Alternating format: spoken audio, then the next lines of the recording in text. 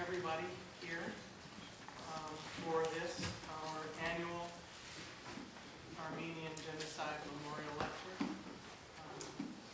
I'd like to start out by asking everybody to please turn off your cell phone.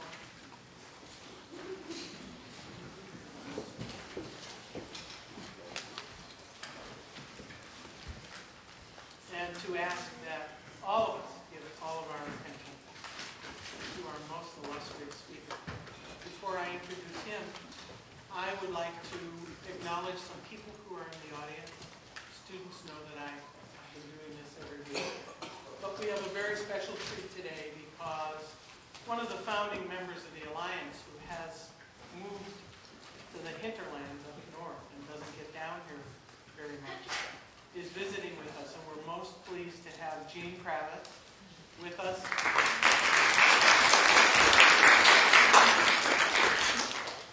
Gene said that he has waited 15 years for Dr. Hovanesian to do his Armenian lectures, so no pressure.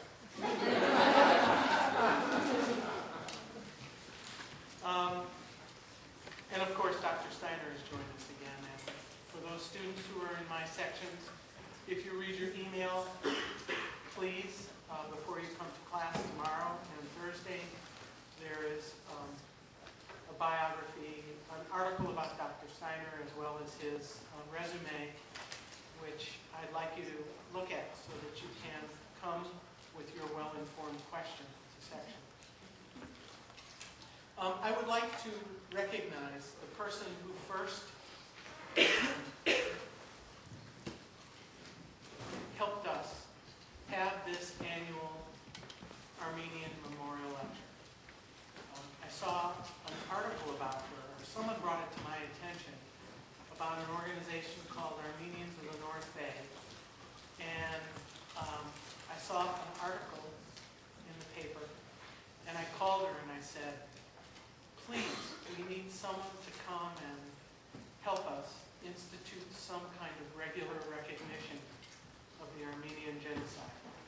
So I would like to acknowledge and to thank and ask you to recognize Christine Davidian.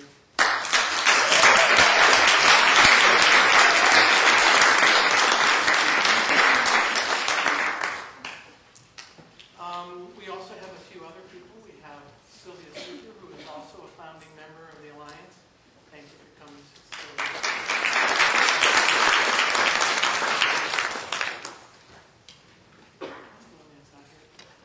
We have a lot of energy that is put into making sure that this happens every year.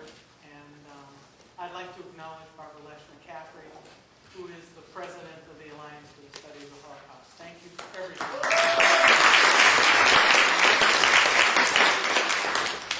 Oh, and behind me, someone you all know. We'll wait for her.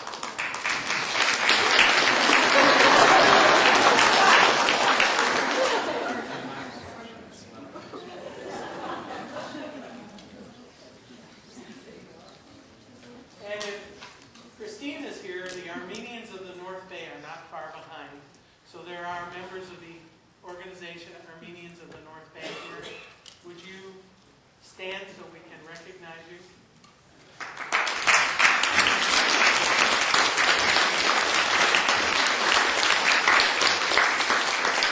We want to thank you for all of your efforts in helping us do this.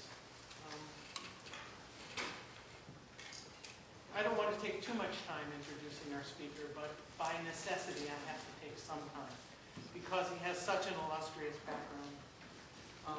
Richard Hovanesian is professor of Armenian and Near Eastern history at the University of California, Los Angeles. He served as the associate director of the G.E. von Grunbaum Center for Near Eastern Studies from 1978 to 1995. He's been a member of the UCLA faculty since 1962, and he has organized the undergraduate and graduate programs in Armenian history. He's a native of Tulare, California, and received his BA and MA from UC Berkeley and his PhD from UCLA. In 1987, he was appointed the first holder of the Armenian Educational Foundation Endowed Chair in Modern Armenian History at UCLA. He's the author of several books, including Armenia on the Road to Independence, The Republic of Armenia, which was a 4-volume work. He wrote a book called The Armenian Holocaust. He's edited and contributed to the Armenian Image in History and Literature, and also written Remembrance and Denial, the Case of the Armenian Genocide. He's also written 7 books on Near Eastern society and culture, and he's also published more than 50 scholarly articles. He has been a Guggenheim Fellow, which for students is quite an honor.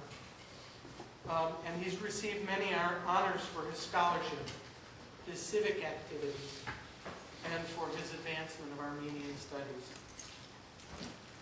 He's the founder and 3-time president of the Society for Armenian Studies. He serves on the board of director of 9 scholarly and civic organizations. He's a member of the editorial boards of the Armenian Review, Human Rights Review, Journal for the Society of Armenian Studies, and he has, if students remember very correctly, made numerous television and radio appearances on issues relating to the Armenian people and Armenian and Near Eastern history. He has been honored by His Holiness Karak I for his advancement of Armenian studies. He is the first social scientist living abroad to be elected to the Armenian Academy of Sciences. And he has received 2 honorary doctorates from Armenian universities. He's been honored by the President of the Republic of Armenia, and on November 9th, 2001, a Jubilee honorary celebration marked more than 40 years of Dr. Hovhanessian's truly exemplary academic and personal life as a scholar, teacher, mentor, and friend. It is with extreme pride that I introduce to you someone who we have courted for several years and who we have finally convinced to come to the hinterland to speak to us about the Armenian Genocide as a prototype. Would you welcome Dr.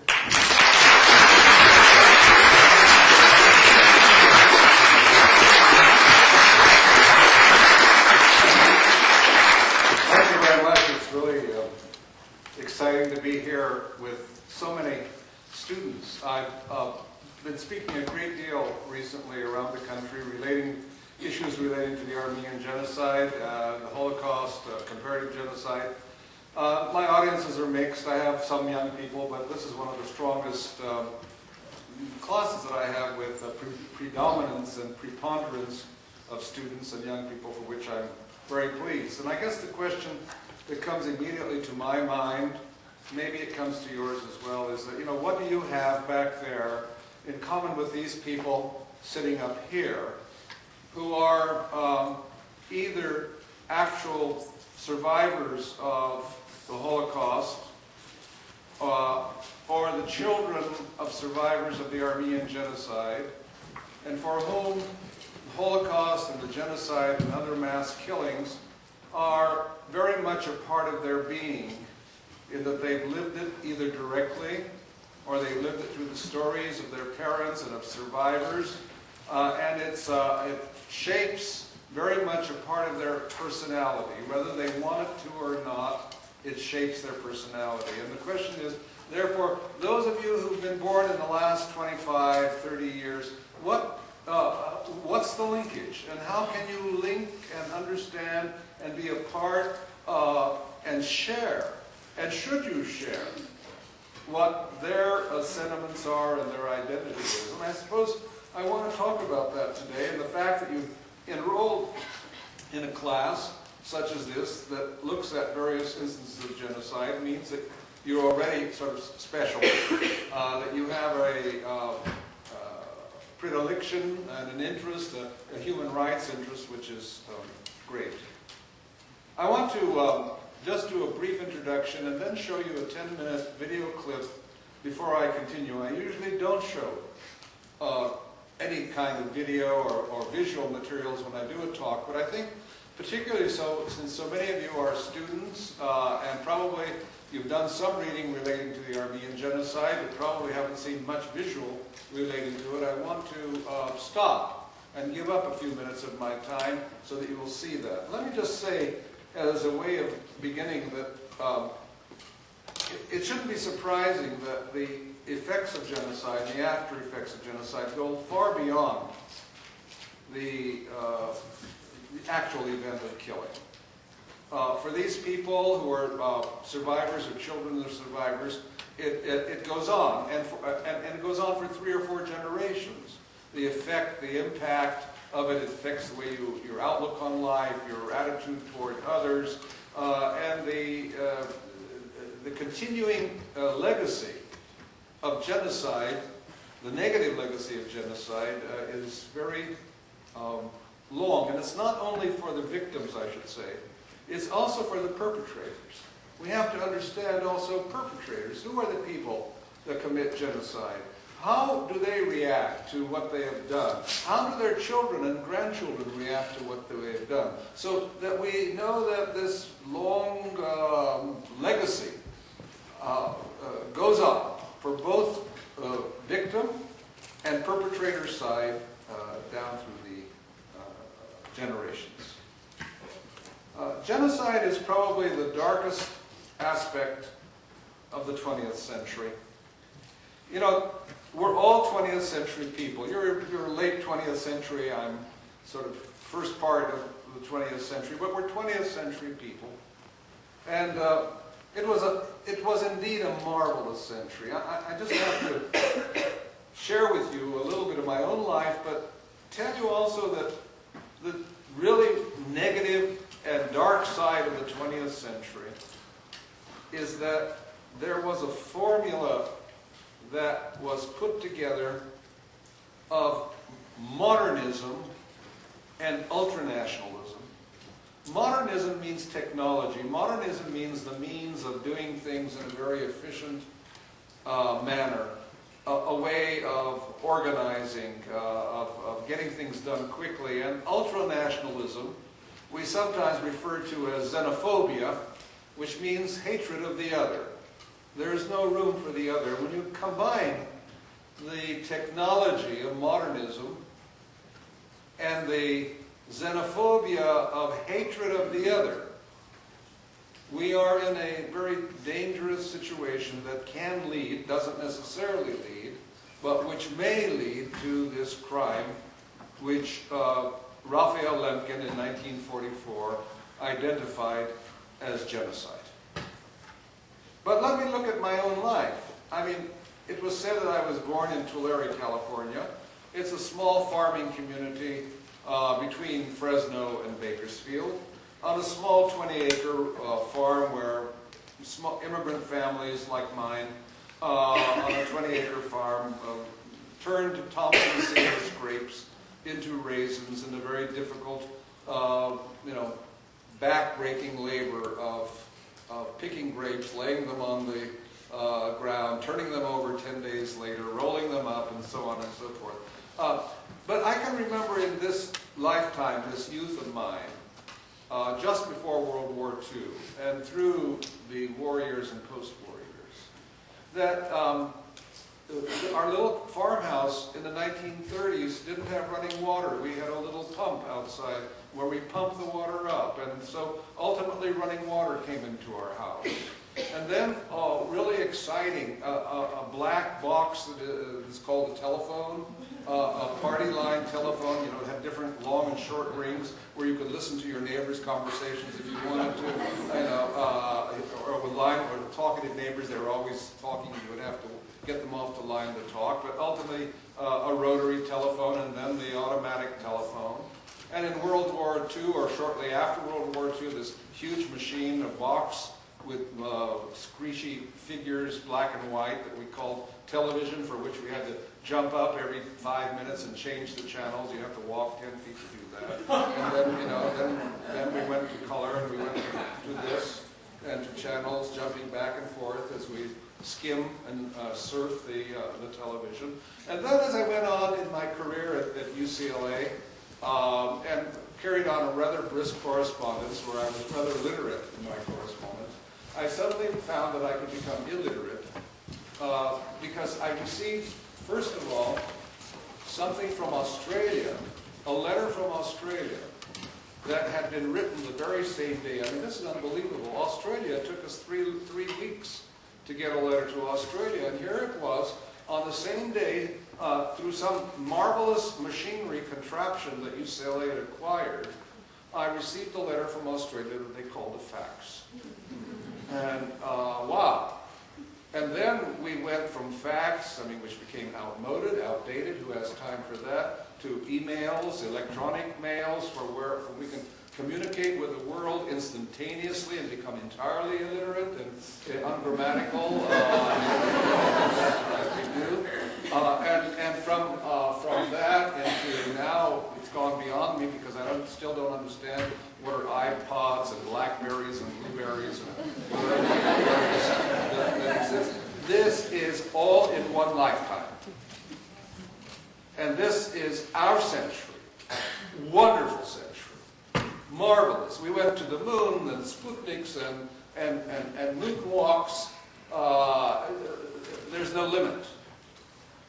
And also it's the century that gave us the atomic bomb, the nuclear bomb, Hiroshima and Nagasaki, the gas chambers, the efficiency, the technology for mass killing and the weaponry of mass killing with this, along with these marvels of the modern age, also the technology of destruction.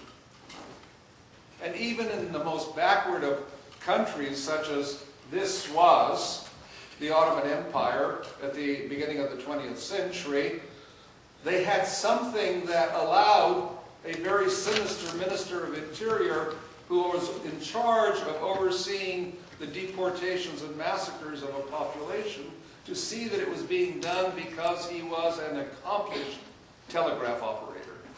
And the telegraph existed in that country, and he was able to keep tabs from place to place as to what was going on. And he had a map in front of him telling him how many Greeks, how many Armenians, how many Jews, how many Turks, how many Kurds lived in this town. And when he would send a message to the governor saying, how many Armenians are now in your city? What he was asking them is, how many have been left behind and how many have been sent, have been dispatched? Because if they had not been dispatched properly, then the punishment would be there. Let me stop here. I'm going to show you a 10-minute clip that comes from a PBS special known as The Great War. It's a 4-hour PBS special. 10 minutes relates to the Armenian genocide. What's really exciting about this from the point of view of Armenians is that for so long the Armenian genocide was denied that even television stations had to put disclaimers at the bottom of their program saying, you know, this does not necessarily represent the views of this station. And now, interestingly enough, more and more the Armenian genocide is being recognized by major newspapers, by media, and so forth, 9 decades after the fact. And that's another question we have to ask. Why are these issues still issues after 9 decades, when everybody's dead? The survivors are gone, and the perpetrators are gone, and yet it remains a burning issue in the Congress of the United States today, whether or not to recognize officially or re-recognize it. It becomes a burning issue for the government of Turkey, which exploits and uses every form of pressure, and I won't call it blackmail, but it is, and blackmail to prevent simply a resolution of acknowledgement. I mean, how deep are these passions that surround this event of 9 decades ago? And so this PBS will give you a little background where it doesn't question whether or not there was a genocide. It does say there were perhaps 500,000 or 1 million Armenian victims. Armenians insist that, of course, there were 1.5 to 2 million. And, you know, the numbers are not that important. What is important is that the Armenian genocide not only eliminated a people from a land on which it had lived for 3,000 years, but it is a loss of people and the homeland at the same time.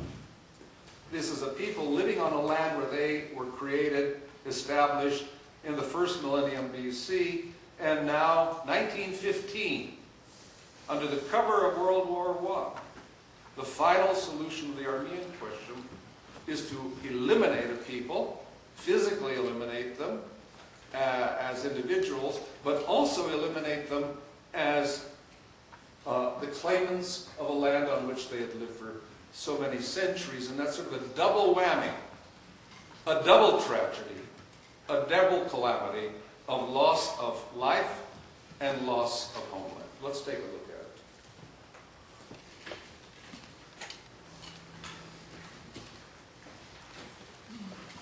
it. Total war demonized the enemy. It demanded all the resources of a nation. It transformed civilians into targets. But in 1915, total war went a terrible step further.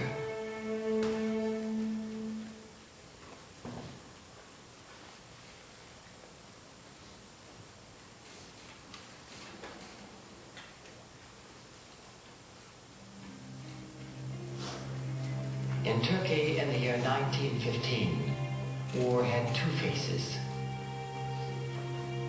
One was a heroic stand at Gallipoli. The other, a brutal plan of mass murder.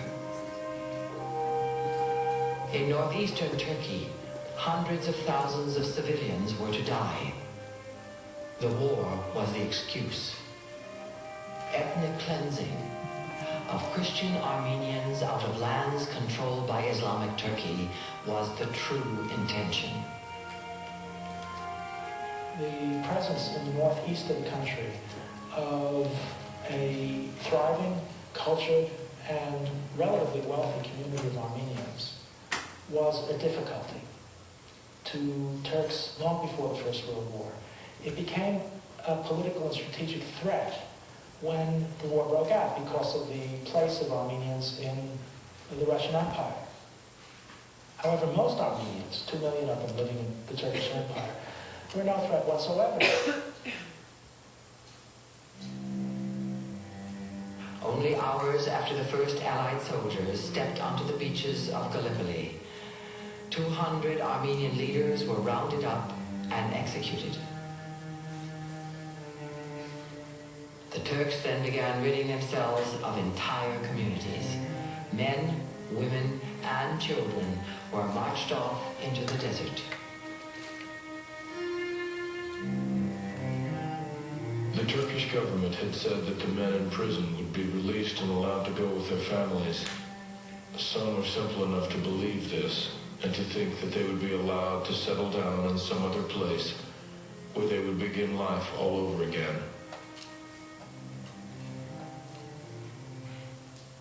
Leslie Davis, the American consul in the remote eastern province of Harput, had heard rumors of crimes committed by Turkish soldiers and marauding bands. To see for himself, he hired a guide and traveled by horseback into the desert.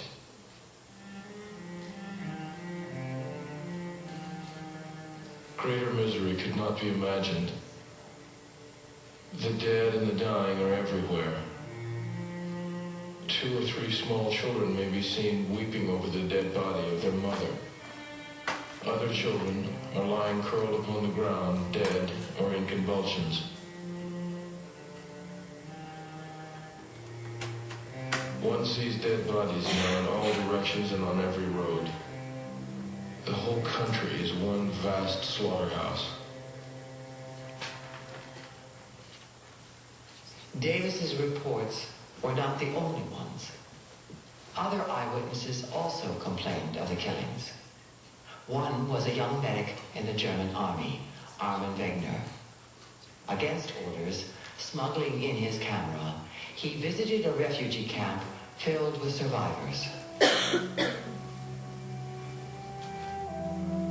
In the last few days, I have taken numerous photographs on the penalty of death.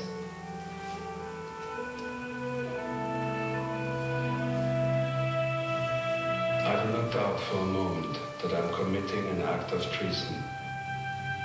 And yet, I am inspired by the knowledge that I have helped these poor people in some small way.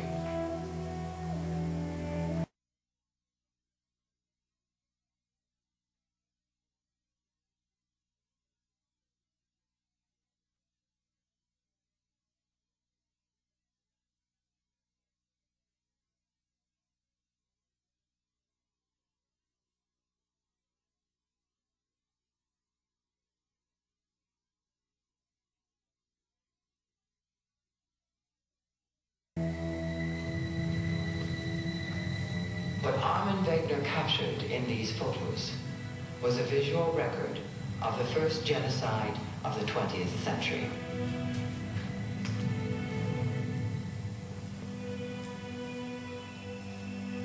Hunger, death, despair shout at me from all sides.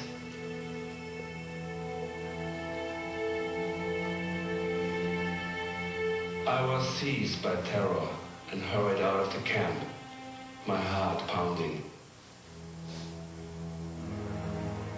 I was overcome by dizziness, as if earth were collapsing on both sides of me into an abyss.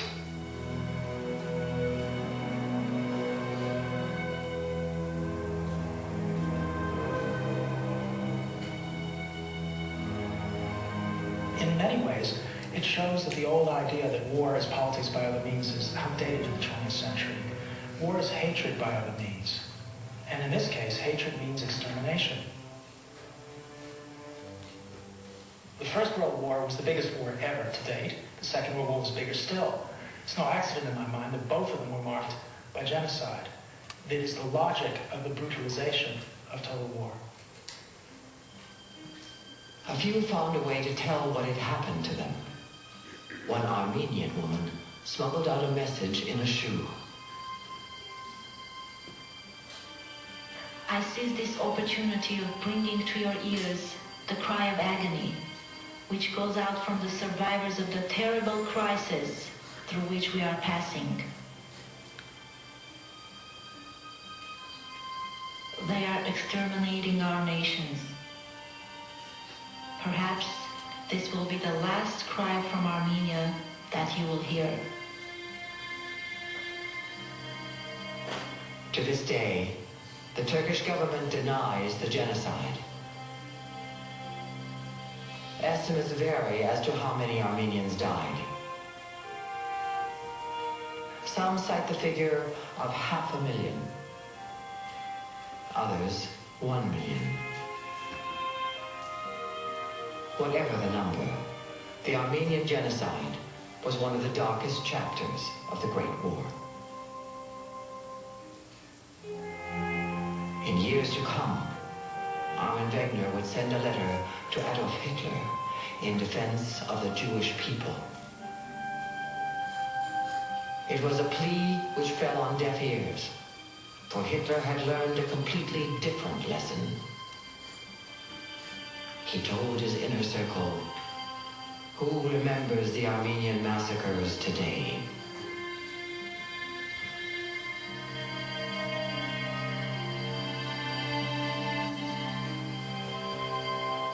All right, if we could stop it there, please. Thank you. All right, thank you. We saw some of the actual footage that was taken during or immediately after the genocide, particularly refugees that were collected from the deserts of Syria to which they had been deported after during World War I. Now the question is, I suppose, that we have to ask, and perhaps you ask yourselves, why do we have to remember, or why should we remember If you are a survivor, if you are a child of a survivor, you don't have to have an excuse. You don't need a reason. Your existence is your reason. What you have gone through, your parents have gone through, is a reason that justifies remembrance of this event and wanting to memorialize it, wanting to make it a part of history. But what about 80% of you who maybe have never even heard of Armenians, who don't think about this issue? How is it that I'm now asking you, or why should I be asking you, to make this a part of your memory? I mean, after all, the 20th century was such that it took 100 million civilian lives. It was the bloodiest and the worst, calamitous century in all history. So why do we talk in terms of 6 million Jews? Or why do we talk in terms of 1 or 2 million Armenians when we have on the other side 100 million people? That's a question that is asked oftentimes by trivializers, the German trivializers, who want to say, well, yes, there was a Holocaust, but after all, that was our century, it was a bad century. And after all, we're not much different than than the others are. We're not much different than the Turks were. After all, the Turks killed Armenians. We killed some Jews, but, this was the century of horrors, so why remember? And it's a very powerful question that needs an answer. As I say, for the victim group, there is no need to justify, to rationalize this remembrance.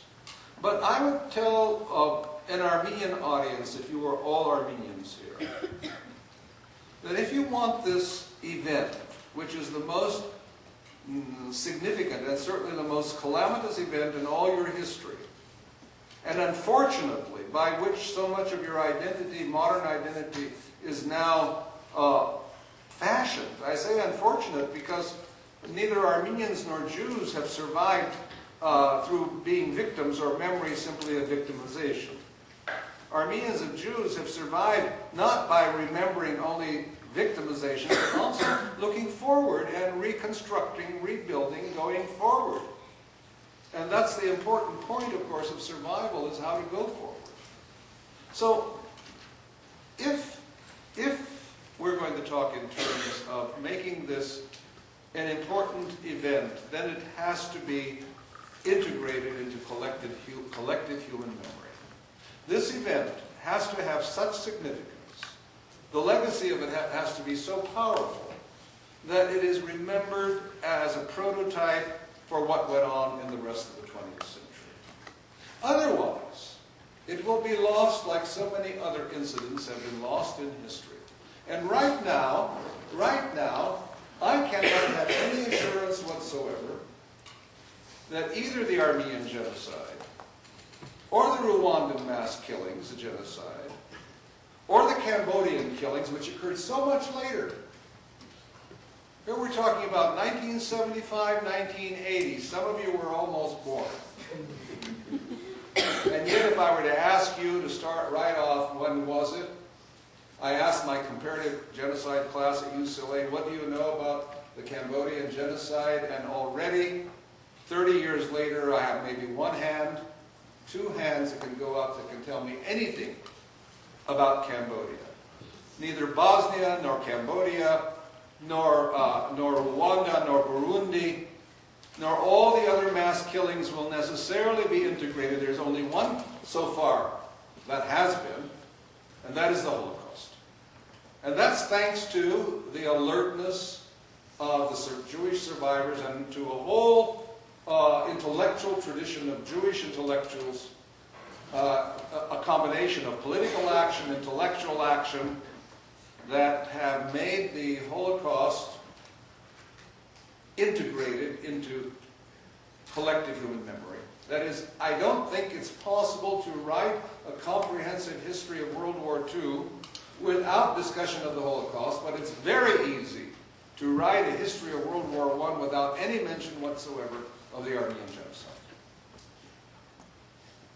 So what is the challenge of the 21st century? And that for me, who is committed to this subject, is to make it relevant.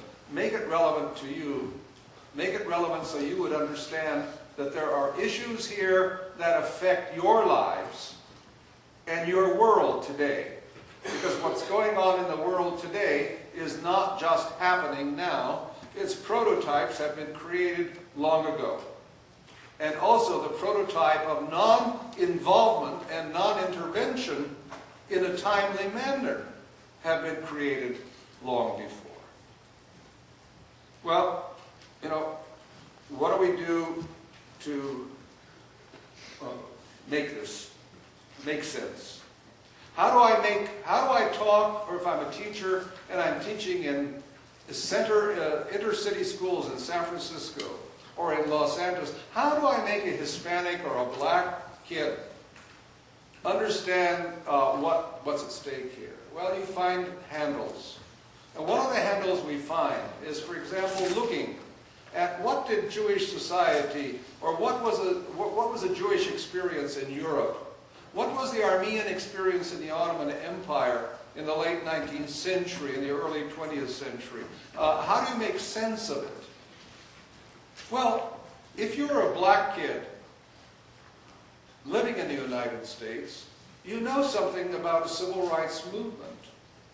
You know something about your parents' generation that boycotted buses in the South, that set up segregated counters in restaurants, that tried to bring change. And the point that I would make to these kids, students, is that in an unequal society, attempts to achieve equality, attempts to achieve civil rights, are regarded by the dominant group, by traditional society, as a threat. And those who demand change are looked upon as either disloyal or wanting to upset a good way of life. A way of life to which we have become accustomed, a way of life which we believe everyone is happy, including the underclass. And those of you, and I remember very well with my colleagues from the South, who said, look, you people don't understand. Blacks, darkies as they call them, darkies or Negroes, and whites get along just fine down here. They know what they should do. They tap, they tip their hats to us. We say hello to them. Everything is fine. And it reminds me of my own experience as your age. My first trip to the East Coast was on the Southern Pacific Railway. We took railroads in those days. And we went down to New Orleans, or had to change the train in 6 hours to go up to Washington, D.C., my first visit to the nation's capital. And within the 6 hours' time, I went to the French market. I did many other things, and I then got back, walking back toward the train on the narrow sidewalk. And coming toward me was a black man, a Negro, who was 5 times or 4 times my age. And when he approached me, he stood down into the street to allow this young white boy to pass, which is a very good lesson also on survival, because those who are unequal learn to avoid confrontation. They learn how to avoid conflict by avoidance. And he stepped down into the street so it wouldn't come to who was here first and who has the right of way, avoidance. And Armenians, Jews, and others understand that very well, how to avoid confrontation as a weapon of survival. Now, when the time comes, as it does in black history in the United States, as it does in Armenian history in an Ottoman Empire, where by law you are second class because you belong to the not dominant religion. You belong to the Christian religion, which is second class, and for which it's officially second class.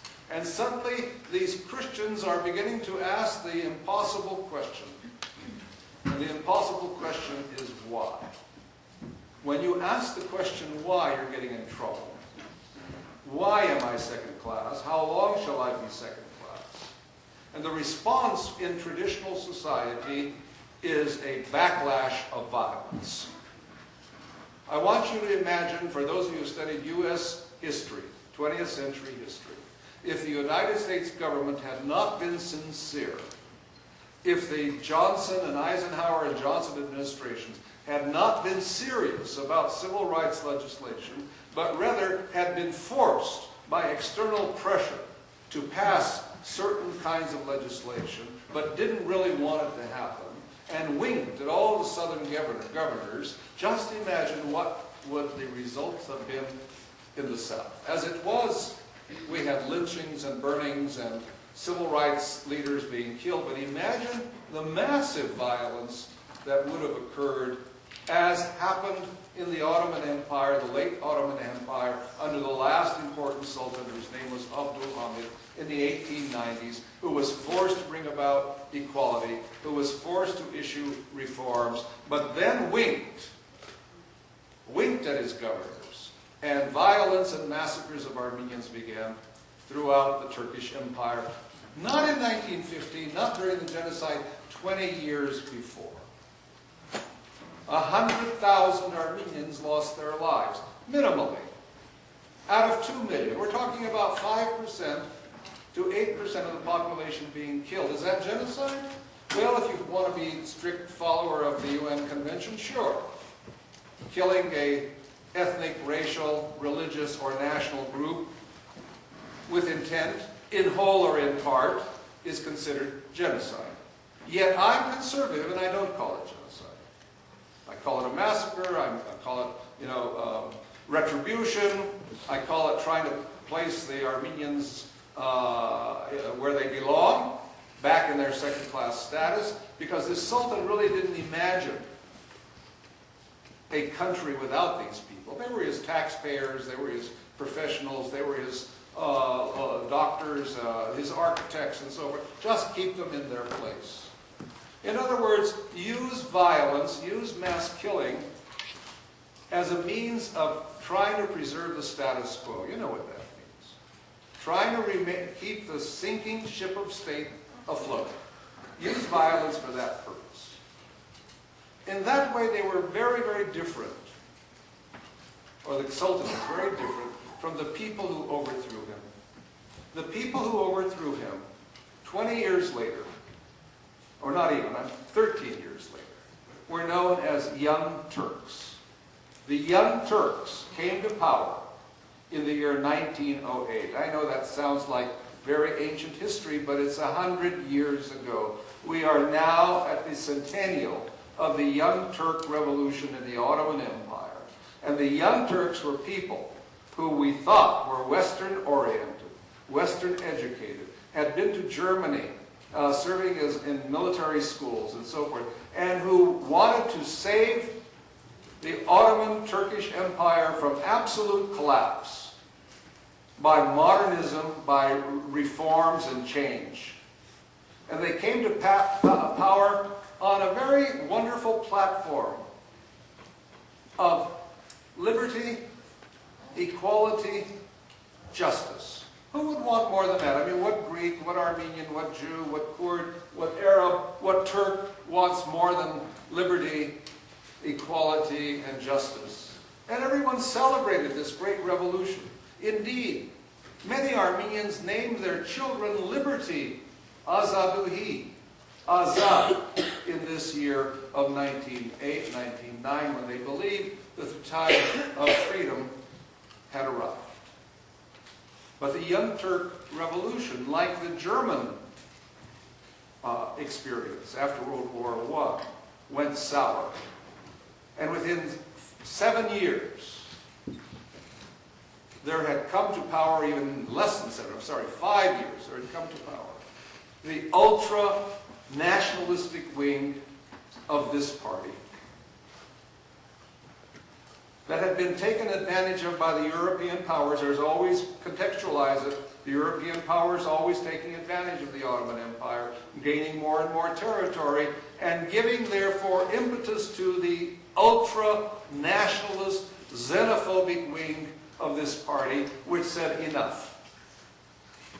This idea of an empire that is based on different religions, different ethnicities, different cultures, different languages, people living side by side, is not going to work. We need to create a modern nation state. And the way to create a modern nation state, in their view, was to create a homogeneous society where everyone was the same, speaking the same language, belonging to the same religion, sharing the same culture. And if they did not belong, or if they could not accept that, if they could not fit into the definition of what was going to become the new Turk, then there was no room for them in that society. You know, Helen Fine, who was one of the pioneers of comparative genocide studies, tells us, in a very simple sentence, just wonderful one sentence, that the Armenians, the Gypsies, and the Jews were victimized because they were identified by the perpetrator as being alien and outside the universe of obligation. And when you identify a person, it's not what the person does, it's not what the person chooses to do, it's not any action the chosen person does, but it's because you are wearing a blue cap today, or a brown shirt, or a black shirt, or because you're yawning. For any of these reasons, I identify you as the other and outside the universe of obligation. And after all, what are governments for? The first rule of a government is to protect its own people. And so we can have a government now that can turn against its own for a greater good. And this brings me to, if we talk about the Armenian genocide as a prototype, 20th century genocides more than all the ancient ones are based on a belief system, an ideology. Ideology, a belief system that gives purpose to violence, that gives purpose to death, that gives purpose to killing, because you're cleansing your society of the evil, of the other, of the alien. And those of you, again, like me, who was raised on a farm, understand very much the kinds of symbolic language that was used. Of our garden is filled with weeds. We need to hoe the weeds out so that the good plants can grow. So that killing, weeding, any of you have chopped cotton like I have, know exactly what I'm saying, that chopping the grass allows for the good plants, or at least the plants we want to grow. So a belief structure, in this sense, a new concept of Turkism. Just as the Nazis were going to develop their ideology, their racist ideology, and believe that elimination of the evil of the other, in fact, is an act of goodness. The Cambodians did it with the Pol Pot regime. The Rwandans did it with their government and their stereotyping and scapegoating of the other. And nearly all the way down through every genocide of the 20th century, this belief system is overriding in allowing for, justifying, and indeed encouraging mass violence in the name of a greater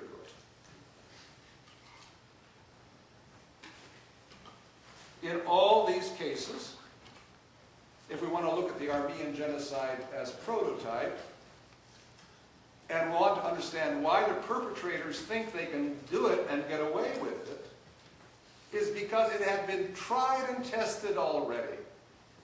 The Armenians had already been tried and tested and proved vulnerable. The Jews in the 1930s had already been tried and tested and proved vulnerable. The Rwandans had already been tried and tested and proved vulnerable because every one of them went through a crisis before the final solution. In the Armenian case, 100,000 people killed in the 1890s, and what did the world do? Well, the world described what went on, the world condemned what went on. If you look at the London Journal Punch, you have the pictures of this bloody sultan with his dripping fingers, the bloody, blood, and sinister-looking evil person, and we get the stereotype of the terrible Turk. And along with that, we may collect money, especially as the Armenians are Christians, and Protestant America has a connection with the Armenian Christians of the Near East, and therefore we can collect money to support orphans and widows. But what did we do to the perpetrators? Nothing. Nothing at all. So the Young Turks in 1915, when they're going to launch the final solution of the Armenian question, know that no one's going to do anything, because if they were going to do it, they were going to do it earlier. Now, 1915 is a world war. And everyone is killing everybody. So who's going to intervene even if they want to? It's a perfect opportunity. And I can fulfill this plan of the final solution with absolute confidence that I will succeed and no one will. And those of you who know Holocaust history and Jewish history know that in the 1930s, one by one, the Jews were put outside the law. One by one, they're put out the universities. One by one, they're put out of the employment, governmental employment. And then in 1938, Kristallnacht, the night of the broken glass, in which Jewish businesses are broken into, synagogues are burned, and books are burned. Sudetenland is annexed. And what does the world do? Well, the world says, let's have peace in our time by giving Hitler something he needs and wants. After all, the poor Germans got a bad deal, a bum rap in World War I. Now it's time to make up for it. So when it comes down again to the final solution, do the Nazis or the Hitler machine think that anyone would dare to intervene, want to intervene, or will they conduct with impunity? The same occurred in Rwanda. Again, killings occurred, both in Burundi and Rwanda. We refused to acknowledge what was happening until it was too late. It's a lesson. It's a lesson. In all of these cases, Armenia, Germany and the Nazis, Stalin and the Great Terror, the Ukraine, Cambodia, Rwanda, party and government become intertwined and inseparable. We cannot distinguish between party and state as they become one and the same. In all these cases, scapegoating of the intended victims. In the Armenian case, even years before the Armenian genocide of 1915, they were scapegoated as the economic exploiters. Those who lived on the land, who enjoyed all the comforts of the land, and who were gathering all the wealth. Robert Nelson, a Jewish survivor who's done a comparison of the Armenian genocide and the Holocaust, actually tells us, we think in terms of victims of the genocide being the downtrodden. In a way they are, but he also shows us that both the Jewish and Armenian communities were spiraling upward. In 1915 and 1940, they were going upward socially and economically, arousing even greater envy, anger, and jealousy, and in the Armenian case, openly scapegoated as being economic exploiters, just as Jews are going to be called economic exploiters, just as the Tutsi are going to be seen as those who are the old economic overlords and who are trying to come back and gain their power once again, so we have to eliminate them. Secrecy is very important in genocide. You never tell the victims what's going to happen to them. Indeed, you try to deceive them. That they're only going to be relocated, they have to be sent away, it's a place of, it's wartime, we either need your labor or you're in the way, maybe we can't trust you, but we're not going to hurt you, you know, take what you can with you, few days, provisions, you'll come back, everything will be okay. I mean, why let them know? After all, somebody might resist. I mean, most won't, even so, but some may, and then why have trouble? So deception, from the very beginning, to the victims and to the world, and denial from the very first moment. Denial to the outside world, even at the time when the Armenians, in the first months of the 1915, starting in April of 1915 when the genocide began, in the first months, immediately the Turkish government started publishing denial literature. No, nothing's happening, or if there is something happening, these are traitors and treacherous people. We need to deal with this. Any government has to deal with its own security issues. And particularly linking the Holocaust and the Armenian genocide is the moment of opportunity. The opportunity is provided by a major world conflict, under the cover of which a war against the internal enemy can be launched. Would there have been a Holocaust without World War II, and would there have been an Armenian genocide without World War I? I cannot say that with any confidence. Because there was a Jewish question in Europe. There was an Armenian question in the Ottoman Empire. After all, the Armenians had been clamoring for equality for so long, and, you know, we're tired of these people. And there were various contingency plans, a meeting to get rid of 90% of the Armenians from their historic lands. But it was never said, how do we get rid of them? It was never said where these people were to go. It was never said, you know, in what means should they be cleansed? I mean, they could be moved. They could go to New York City. They could be encouraged to migrate. So there were sort of these vague concepts that we don't want Armenians living over here anymore. We've lost all of our European territories. By 1912, 1913, what is known as the Balkan Wars, the richest provinces of the Turkish Empire are gone and lost forever. And so the young Turks know that the only place they have to fall back on is this area known as Asia Minor in the Armenian Plateau, referred to today as Anatolia. But here we have the homeland of the Armenians. We need to get rid of these people. Let's cleanse this land. Okay, how, we're not quite sure. But just look, World War I is coming. And with the cover of that, the canopy of the war, then we can go for the most extreme solution. And that is physical elimination of this population. Just as World War II gave to the Nazis the opportunity for the physical elimination of the Jewish problem, the Jewish question that had been lingering, hankering there in the minds of these people for so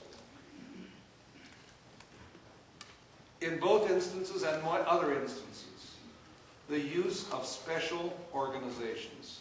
You've heard perhaps of the SS. You've heard perhaps of the Einsatzgruppen, the special groups, the killer squads organizers.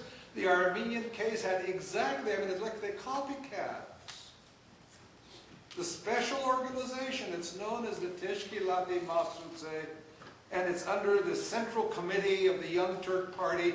I want to let you know, under the head of an MD, Dr. Behedidin Shakir, along with another MD, who organized take the hardened criminals out of prisons, who organized the tribes, these poor, backward Kurdish tribesmen who are, well, used to plundering one another as much as they plunder Armenians, and they are now brought out, and there is the positive incentive given to them that you can kill, plunder, rape, take women and children at will, and there is no punishment to be expected.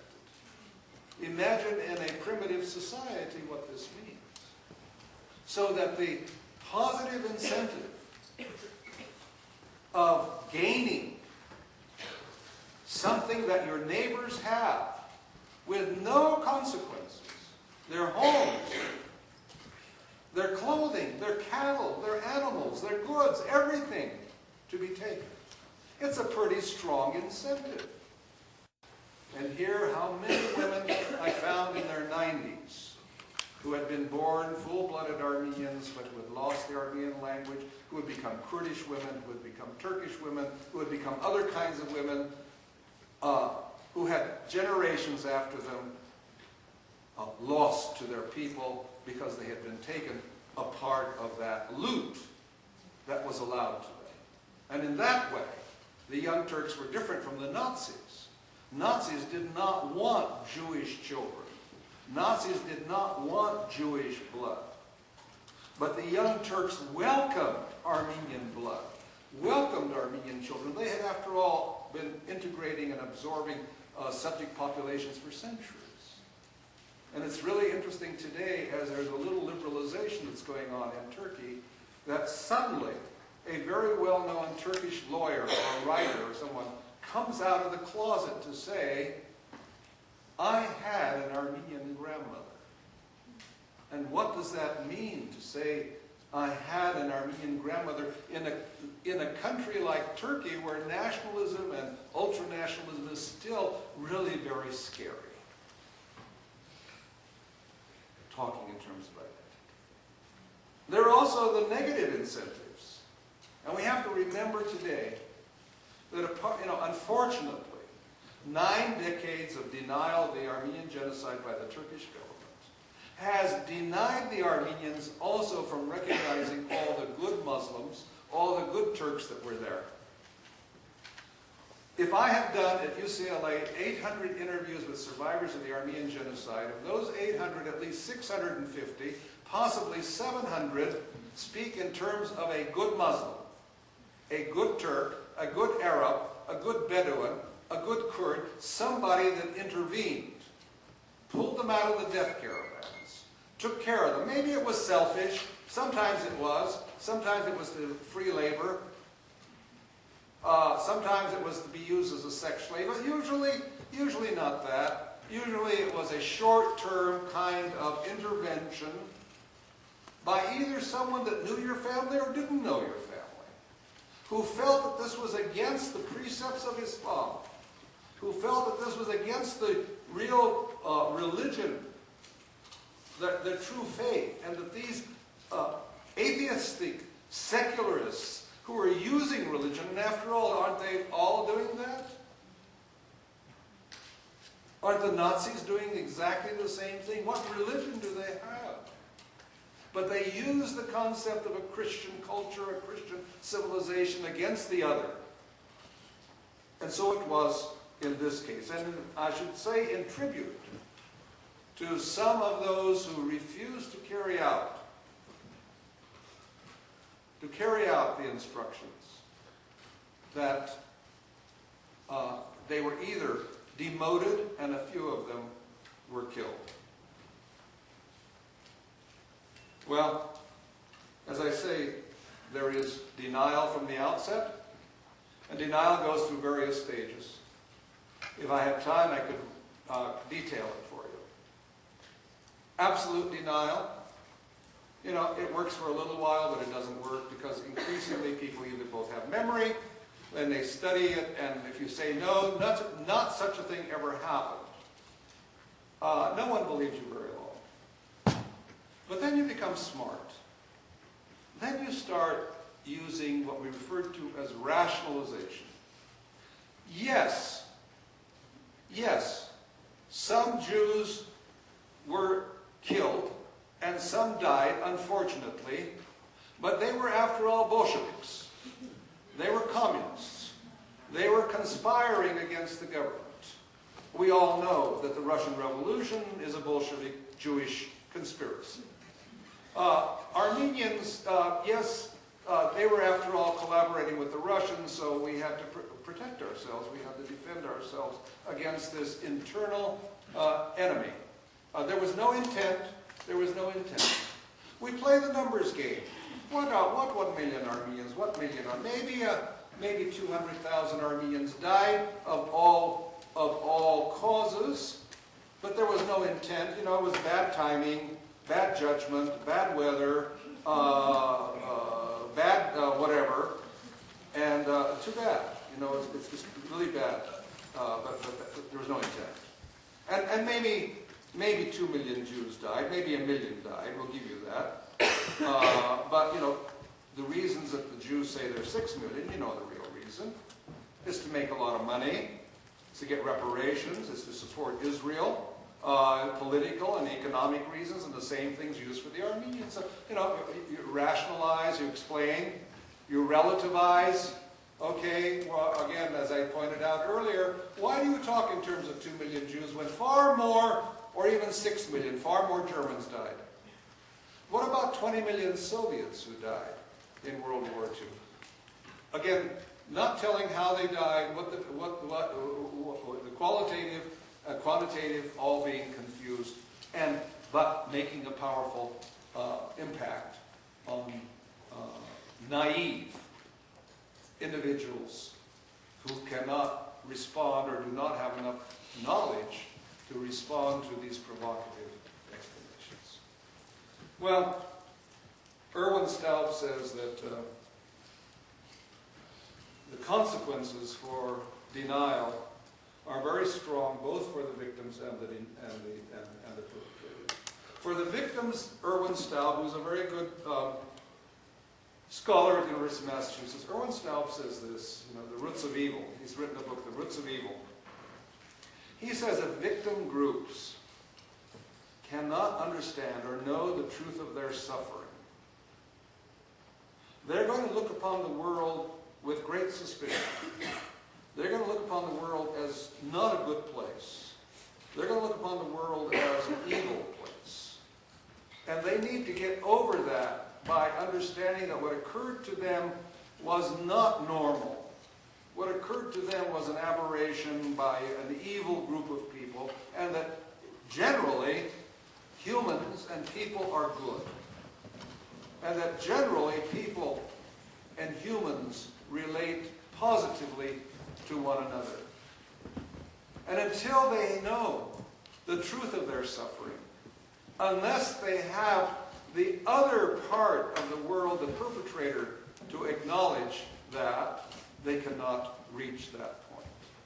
And for the perpetrator, says Erwin Staub, it is essential that the perpetrator face its history, his history, because if you don't face your history, are you not in extreme danger of repeating it all over again? Are you not in danger of having a society that will tolerate the return? Are we today facing a Turkish government that is looking upon the Kurdish problem and the Kurdish people who participated in the killing of the Armenians and today are being victims themselves? Are we having a repetition of this?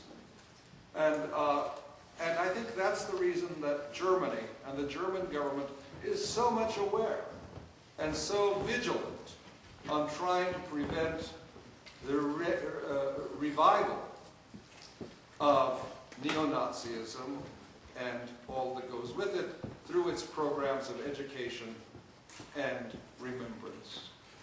Finally, I would say there is some hope. There is some hope. Are we okay? A few minutes? There is some hope because in the last few years, a number of Turkish scholars have begun to face their history. And they do it not for the sake of the Armenians particularly, but they do it for their own sake, because they feel that their nation and their people, when it cannot face its history, when it cannot understand what went wrong with it, is in severe trouble and danger today. And we have several of these scholars who are now using the archives, who are able to do that which we in the West are not able to do. And that is to use the Turkish sources, the Ottoman sources, to explore the process and the decision-making of the genocide. The Armenian genocide took place one generation before the Holocaust. Yet, compared with the study of the Holocaust, the Armenian genocide is in its infancy. It's in its infancy partly because of worldwide denial and amnesia. I mean, after all, why should any country want to remember the Armenian genocide when they made so many promises and pledges about punishing the perpetrators and doing nothing about it, closing their eyes to it? So, you know, why go back to it? So these scholars are now opening doors for us, are exploring these areas. And just imagine trying to study the Holocaust with no German documents. Try to understand decision-making processes without thousands of pages of documentation that have been concealed from honest researchers in the Armenian case. And so we look to those people. And this, you know, this last volume that I just put out, the Armenian Genocide, Cultural and Ethical Legacies, for the first time is including Turkish authors who are looking at their own history, at their own historiography, along with, and let me say another advance is that when I started writing about the Armenian genocide or publishing on this subject, I want to let you know this was in midstream. My career was halfway through. I am not a genocide scholar. I do not specialize in genocide studies. I am pushed to this by denial. Denial of this enormous crime forced me into the field. I grew up with those survivors in the San Joaquin Valley. I knew them all. I knew their stories. It was all around us, even though we didn't listen very carefully. Even though I called it background music. The stories of the survivors was background music. It was there, but it wasn't there, because we had our own lives and we weren't very much interested. But they were there, and I grew up in the San Joaquin Valley in my youth, I remember very well, with women who had blue tattoos down the side of their face, on their lips, on their hands, because they had been taken in by the Bedouin tribes of Syria.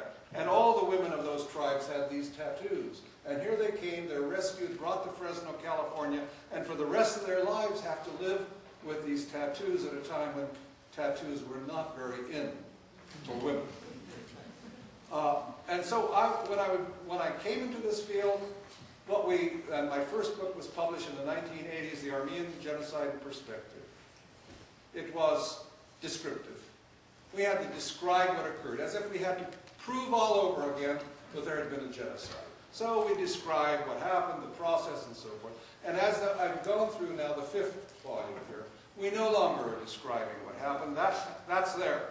And increasingly, the consensus, academic consensus, is there. It was a genocide. We know it was there. What we now have here is looking, for example, in this volume, how do third-generation survivors deal in music, in art, in literature, in drama, with the issue of the Armenian genocide. So there is, in fact, hope. Well, you know, I'd like to conclude the very first book that I published, The Armenian Genocide in Perspective. I had a member of the United States Holocaust Council at the time. His name was Terence Dupre. He was a very wonderful man who was a Cajun who wrote on the Nazi concentration camps. And in the introduction to the book, he recalled, or he quoted the then exiled Czech leader Milan Kundera, who declared that the struggle of man against power is the struggle of memory against forgetting. Then Dupre himself continued, when modern states make way for geopolitical power plays. They are not above removing everything, nations, cultures, homelands, in their paths. Great powers regularly demolish other people's claims to dignity and place. And sometimes, as we know, the outcome is genocide. Dupre continued, in a very real sense, therefore, Kundera is right. Against historical crimes, we fight as best we can. And a cardinal part of this engagement is the struggle of memory against forgetting. And as you go forward, you young people, in your lives, I hope you will remember to use examples of the Armenian genocide as prototype of what went on in the 20th century as a means also to look for the ways to intervene before it's too late. The UN Convention says first of all, prevention, and only then punishment. And it's your generation in the 21st century that must do a much better job than our generation of the 20th century in preventing the scourge of genocide. Thank you for your attention.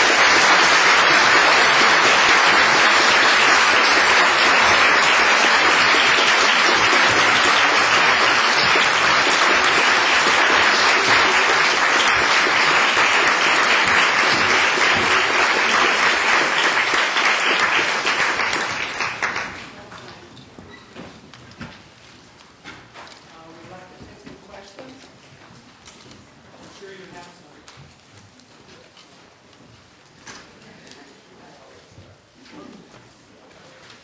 Given the need to remember the events that we have Darfur today, clearly we're not any better than we were on Armenia.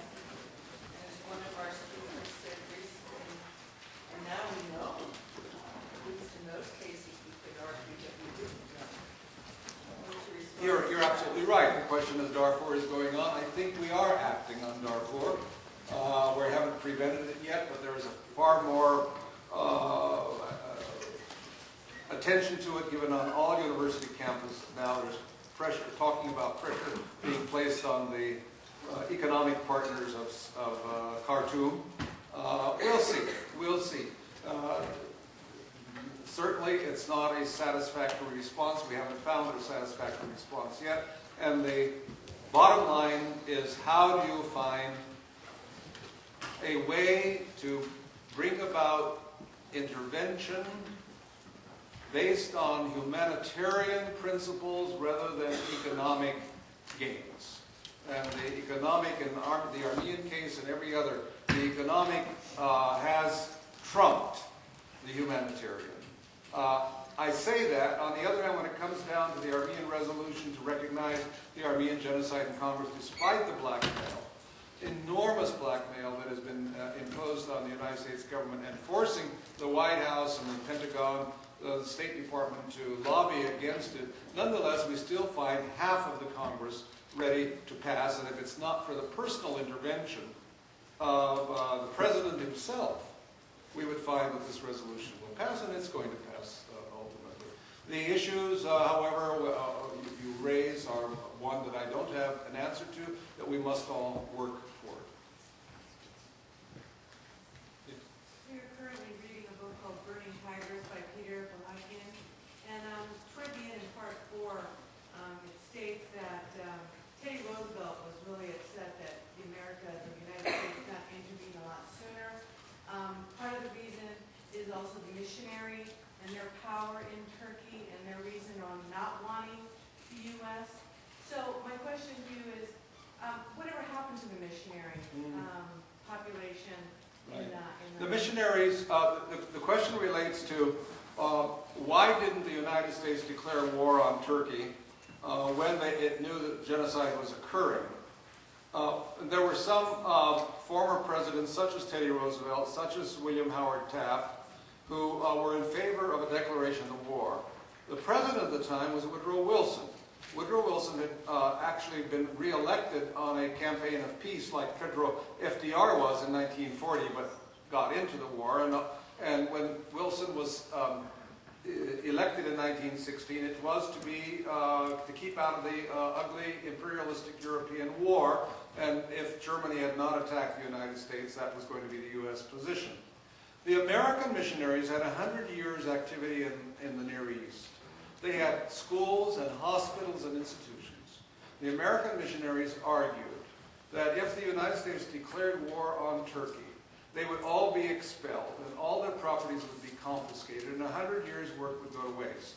And they made the argument that it would be better not to declare war on Turkey in order to allow them to use their influence for humanitarian intervention to help the survivors. As it happened, that backfired on the missionaries because ultimately they too were all expelled into the period of the Republic of Turkey. Yes. You mentioned blackmail a couple Yes. of times, and I'm assuming that this has something to do with bases of military operations. Could you The question is, what is the blackmail that's being imposed? Immediately, of course, the blackmail is the war in Iraq. Fly over Turkey to supply the American soldiers there. And so if you take away the flyover rights of Turkey, the argument is you are imperiling and endangering American boys and lives, and women's lives in Iraq, and who wants to have that on their conscience? Secondly, that they're in southwestern Turkey, in what area known as Cilicia, near where it says Cilicia on that map, near the Mediterranean Sea. Historically, the last Armenian kingdom was in this area. There is a major American air base at Incirlik, and that air base is very important. Look where Turkey is today. It borders Syria, it borders Iraq, it borders Iran, and it borders the former Soviet Union. So it's a very critical place, and it's not difficult for the Turkish government to say, if you're going to recognize the Armenian genocide, be prepared for us to close down the bases to prevent you from flying over our space, etc. And it terrifies, and it shouldn't really terrify. They did the same thing to France when France recognized the Armenian genocide. In fact, they canceled $15 billion of contracts they had with France, except that within 2 years, they quietly came back and renegotiated all these contracts because they're not, bilateral relations, economic relations, etc., are not based on love of the other. They're based on, need. And so they came back. The question is, should the United States, which is perhaps arguably, I don't think arguably, the strongest and most powerful and the wealthiest country in the world, allow itself to be subjected to such lobbying, if not blackmail? There are other instances of that. The first comment, let me raise this point too, which is also sinister. The first book I published on the Armenian genocide was in the 1980s, and the reason was that I had gone to a conference for the first time. When Jews started studying the Holocaust, it was so central to their existence that all conferences dealt only with the Holocaust. But by the 1980s, we're talking now 30, 40 years after the fact, they were ready, Jewish scholars and others were ready to expand, to look at this in comparative perspective. I mean, without giving up the sense of uniqueness, every event is unique. But Tel Aviv University and Yad Vashem and the government of Israel agreed to have a major international conference with probably 500 people that dealt with all kinds of, with Cambodia, with many other things, and out of maybe 500 participants, there were going to be 8 Armenian speakers. And when the Israeli papers talked in terms of the Armenian genocide being one of the subjects among 20 that would be discussed at this conference, the Ankara government, that is the Turkish government, pulled out all stops. It reminded Tel Aviv or Jerusalem that it was the only Islamic state to recognize the state of Israel. It reminded them that they had a Jewish minority living in Istanbul. They sent the Jewish representatives from Istanbul to Tel Aviv and to Jerusalem to say, this is not good. It will reflect badly and poorly on us. Please don't do this. And finally, the trump card I want to take you back to 1980, 1981, 1982, and Iran. Do you know what happened there? A guy by the name of Khomeini. Heard that one? The revolution, the Islamic Republic of Iran was created, and at that time, thousands upon thousands of Armenians, Jews, and others fled the country. By hook or by crook.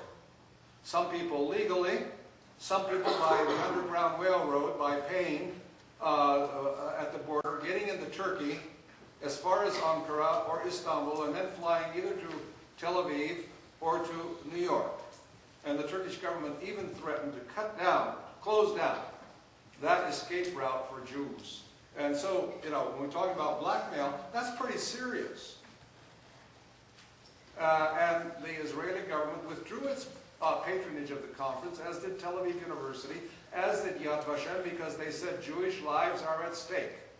But on the other hand, the conference organizer, Israel Charney, Shammai Davidson, and more than 200 other Jewish scholars still came to the conference and were adamant and angry that they should be put into a position to victimize another victim people as a result of blackmail by an external force. I mean, but these are, you see how serious these issues are.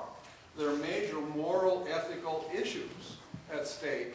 I mean, how far can you take morality when you say, well, I don't want to have my brother's nose bloodied at the same time. So this is the kind of blackmail that's really very sinister.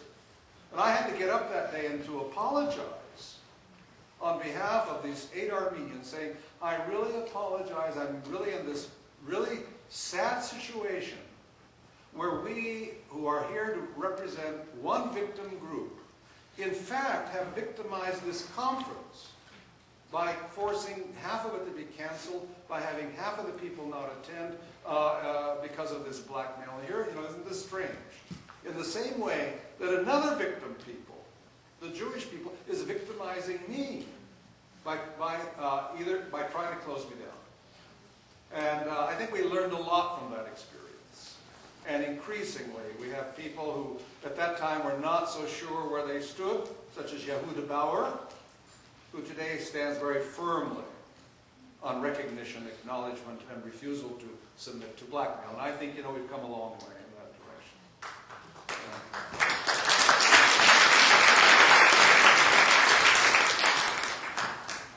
How, if at all, has Turkey's denial of the Armenian genocide affected its admittance into the European Union? How has denial affected its entry into the European Union? The European Parliament calls upon Turkey to deal with this issue. They call upon the Armenians and Turks to dialogue on this issue. It has not made it a precondition for admission into the European Union.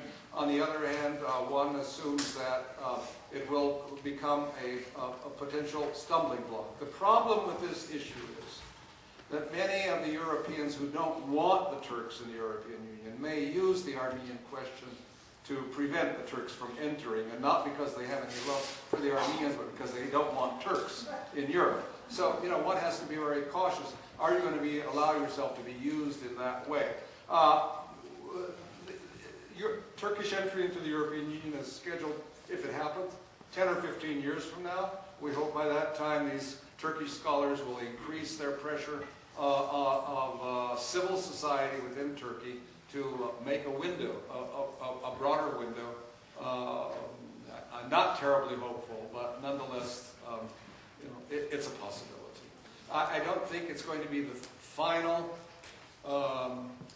unlike Cyprus, for example, the issue of solving a divided island of Cyprus is a part of Turkish accession into the European Union. And while they're encouraging Turkey to deal with the Armenian question, it's not a precondition for its accession. Yes? Is there not another kind of incipient genocide taking place still in Turkey today with the Kurdish population, where perhaps over 100,000 people in the last decades have been killed because they have been standing for their own culture, their own language? And could you The question is share about your views? the question about the Kurds. The Kurds are between a rock and a hard place. They represent some 20 million people in eastern Turkey. They represent millions also in northern Iran and Iraq and in Syria. They have no country. They have no one supporting them, really. So they're in a very difficult situation. And unfortunately, the United States government has this double standard in which we call the Kurds of Iraq the victims of Saddam Hussein, and we call the Turks of eastern Turkey, the Kurds of eastern Turkey, we call them terrorists. So one is a friendly country and one is not. There is a huge problem here. They are seeking some kind of autonomy or self-government. The Turkish government is very adamant against that, and unfortunately is using, against the law, NATO weaponry to kill its own citizenry. So it's a big issue. And the Kurdish problem is not going to go away. I mean, there are millions of them. We have one more. Yes. Yes. In 1965 or 66, commentary at that time, a Jewish magazine published an article discussing the commemorating the genocide. What do you happen to know if there was any backlash against the editors of the magazine? In 1965, Commentary, a Jewish magazine, published an article, probably by Marjorie Hovsepian, probably something like The Forgotten Genocide, in which that was the 50th anniversary of the Armenian Genocide. And the question was there a backlash? I don't think so. What I can say is that I think among the academic world, it was a forgotten genocide. And as we go farther away from it, it's less forgotten and more remembered, which is, again, a phenomenon, because you would think after 9 decades, when nobody's living any longer, that it certainly would be forgotten, but it's more and more remembered. The International Association of Genocide Scholars, which includes many Jewish scholars, has gone on record in acknowledgement of the Armenian Genocide, calling upon the state of Israel, state of Turkey to acknowledge it, and so forth. So that there are some positive, steps. We need to be alert, and my concern are these young people, 80% of whom are listening to me carefully, and a few people yawning and sleeping, and that's normal. After all, it is 5 o'clock.